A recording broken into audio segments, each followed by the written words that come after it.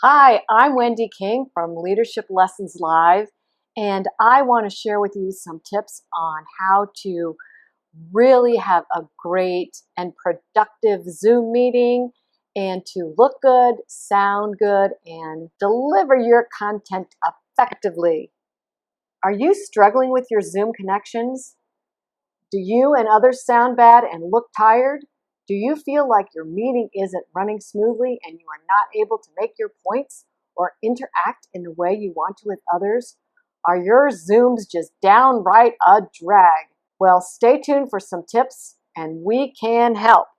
Hi, again, Wendy King, and I have been a Chief Financial Officer, a Senior Executive, and given many presentations and conducted many meetings. But those were in person. And so now I've had to switch to this online world. And it has not been without struggles. And so I wanted to share some of the tips with you that I've learned. And we're going to start today with some tips about your internet connections. All right. One of the first tips I have for you is to test your connections. Make sure that they are working. And secondly, think about having a secondary source in case your connection does not work. I mean, you can look on your device and see the strength that you've got. But again, having a secondary source is really a valuable thing to think about. And then test switching when you're not live between your primary source and your secondary source. It can take a little time to do that. But if you practice that and if something happens with your primary connection, you can move to that second connection very quickly. To test your internet strength, you can go to speedtest.net. And what's so great about that, it'll tell you what your upload and download speed is. Zoom recommends having 10. You can see on mine here that my upload and download speed exceeds the Zoom requirements. If you don't have these requirements, your connection can go down. So see if you can get to another room or another location or have another device to do that with. Test your redundancy. Charge your devices. Make sure they're plugged in.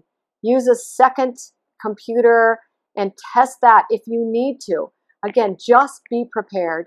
And extra cords. You cannot believe how those cords go. Having those at your fingertips will really make a difference. Have a plan B.